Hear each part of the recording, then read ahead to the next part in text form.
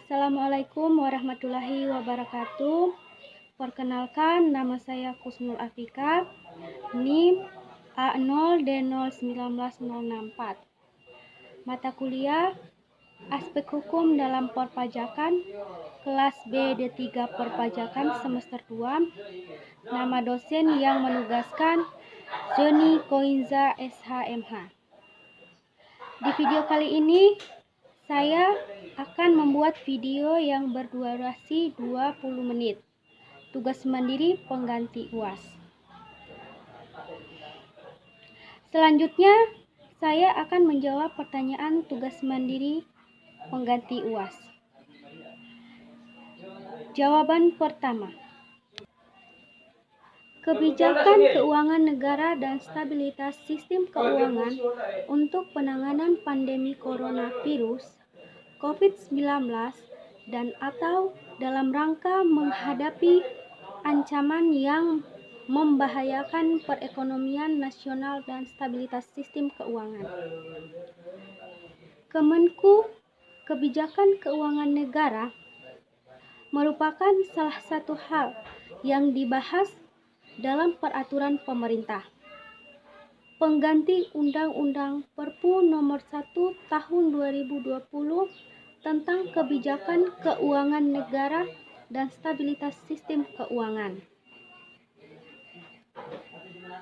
Dalam Perpu, pemerintah memberikan relaksasi perpajakan dengan penyesuaian tarif pajak penghasilan atau biasa disebut PPh. Wajib pajak dalam negeri atau DN, badan dan badan usaha tetap BUT, yaitu 22% untuk tahun 2020 sampai 2021 dan 20% mulai tahun 2022. Adapun sumber anggaran yang dapat digunakan dalam penanganan COVID-19 adalah sisa anggaran lebih, dana abadi dan akumulasi dana, pendidikan, dan dana yang dikuasai negara dengan kriteria tertentu. Dana yang dikelola Badan Layanan Umum BLU, dana yang berasal dari pengurangan penyertaan modal negara pada badan usaha milik negara BUMN. Pasal 1. Untuk memenuhi kebutuhan penyelenggaraan pemerintahan negara, disusun anggaran pendapatan negara, anggaran belanja negara, dan pembiayaan anggaran. Untuk melaksanakan anggaran pendapatan dan pembelanjaan negara APBN sebagaimana dimaksud pada ayat 1 telah ditetapkan Undang-Undang Nomor 20 Tahun 2019 tentang anggaran pendapatan dan pembelanjaan negara tahun anggaran 2020. Untuk melaksanakan anggaran pendapatan dan belanja negara APBN sebagaimana dimaksud pada ayat 1 dan ayat 2 dalam rangka penanganan pandemi coronavirus. Biasanya COVID-19 ini dan atau menghadapi ancaman yang membahayakan perekonomian nasional, stabilitas keuangan, dan perlu menetapkan kebijakan keuangan negara dan kebijakan stabilitas sistem keuangan.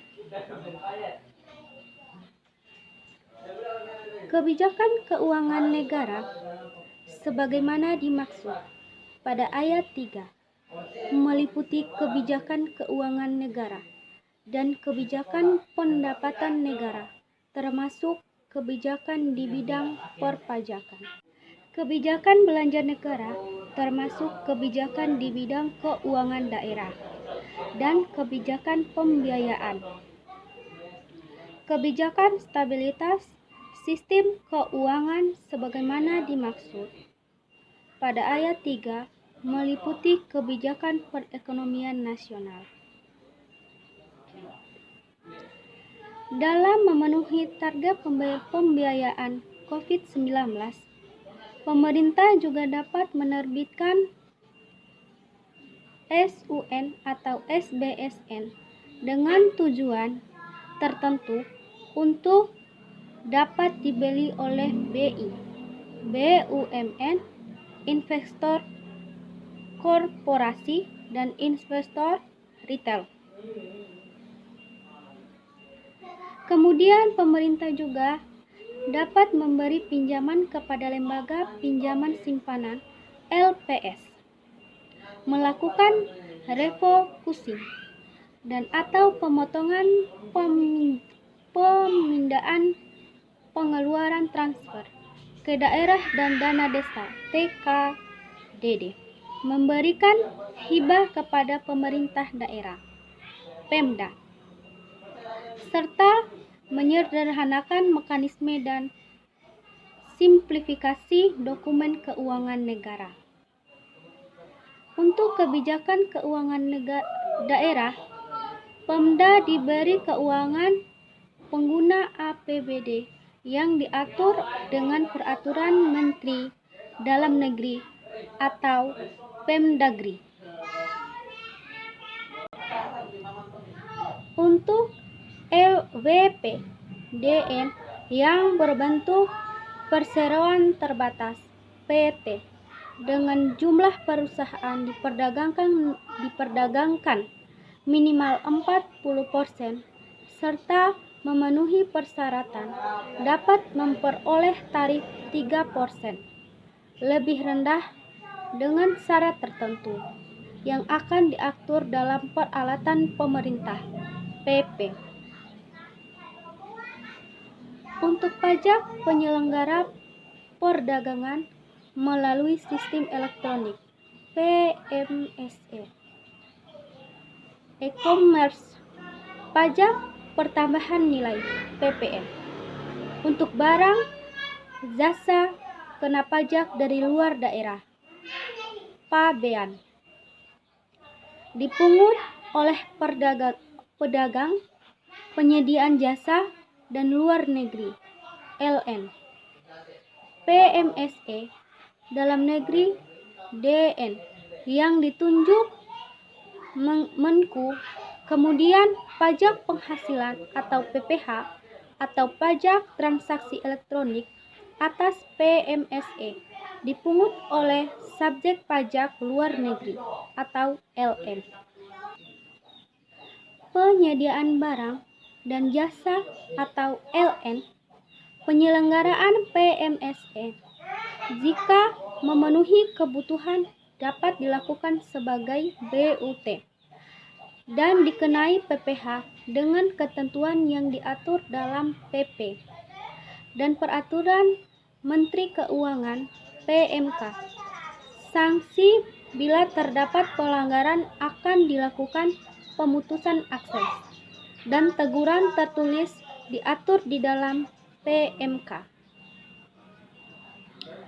Pemerintah juga memberi perpanjangan waktu pelaksanaan hak dan kewajiban pajak selama masa penanganan COVID-19, seperti pengajuan keberatan yang jatuh tempo dapat diperpanjang paling lama 6 bulan. Kemudian, pengembalian kelebihan pembayaran pajak dapat diperpanjang paling lama 1 bulan.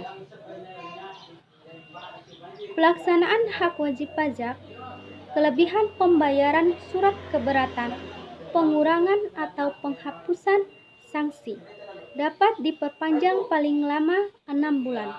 Waktu kahar pandemi mengacu pada Badan Nasional Penanggulangan Bencana atau BNPB. Selain itu, Menku memiliki kewenangan untuk memberi fasilitas kepada kepabean dan pembebasan atau keringanan bea masuk atau BM yang diatur PMK. Mulai Januari 2020, dunia digegerkan dengan COVID-19 yang merebak di kota Wuhan, Provinsi Hubei. Pemerintah Cina mengambil tindakan yang sangat cepat dan melakukan lockdown. Lockdown tersebut sangat efektif dalam mengatasi COVID-19, sehingga saat ini tidak ada lagi kasus baru COVID-19 di Wuhan. Pemerintah Indonesia dalam menangani COVID-19 mengambil holistic approach dengan memperhitungkan sebuah aspek yang saling mempengaruhi, yaitu kesehatan psikologi masyarakat, sosial, dan ekonomi nasional. Pemerintah juga bergerak cepat dengan melakukan kalkulasi yang matang terhadap dampak kebijakan yang diambil dalam antisipasi penyebaran COVID-19 terhadap masyarakat dan perekonomian nasional.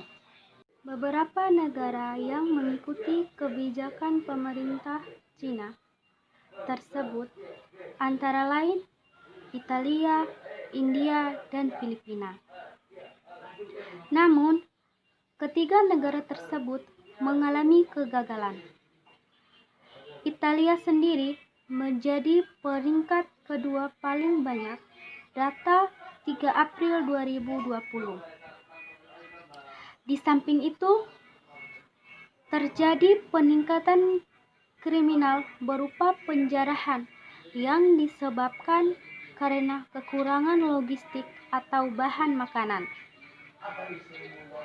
Demikian juga di India dan Filipina terjadi penjarahan padahal penerapan lockdown baru hitungan hari. Kita selayaknya berpandangan positif. Keluarnya 3 regulasi tersebut menggambarkan bahwa pemerintah harus serius menghadapi wabah COVID-19.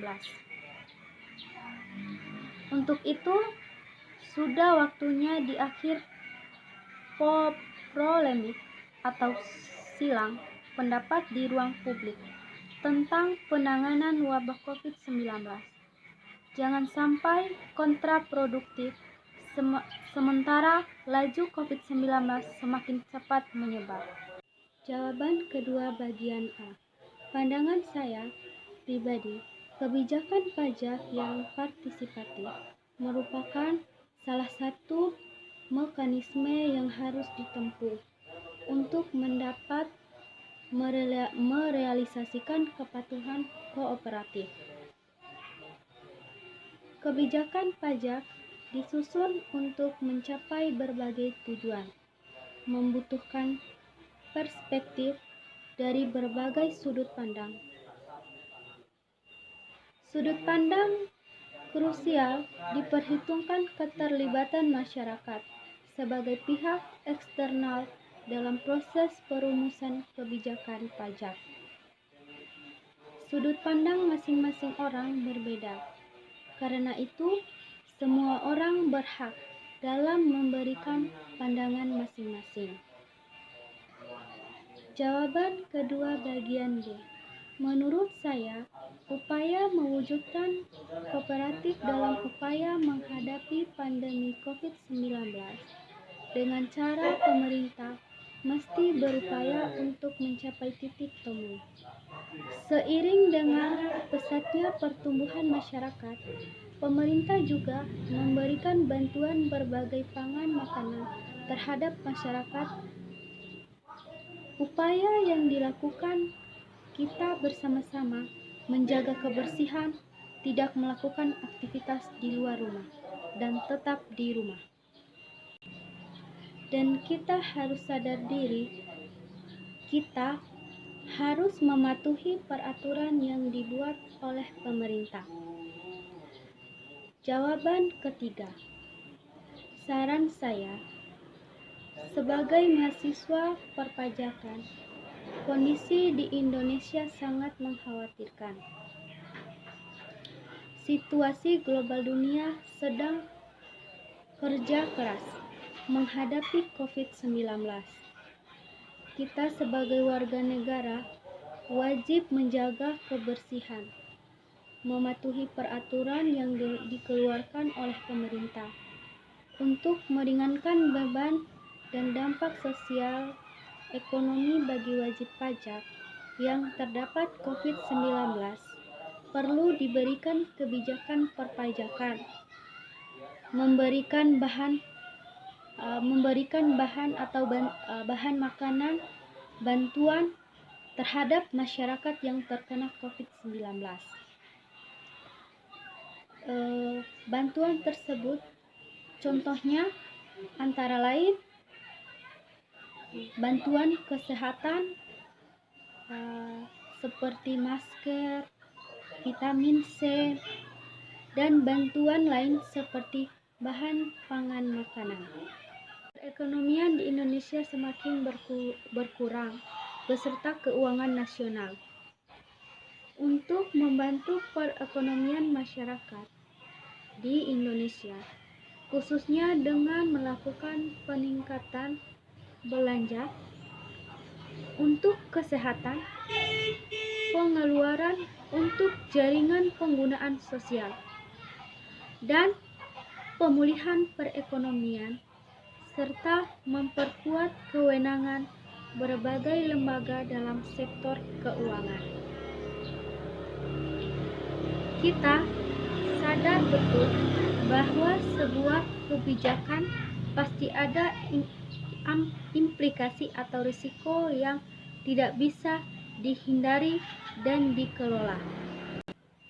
Masyarakat Indonesia bekerja sama melakukan pemutusan mata rantai penularan virus corona.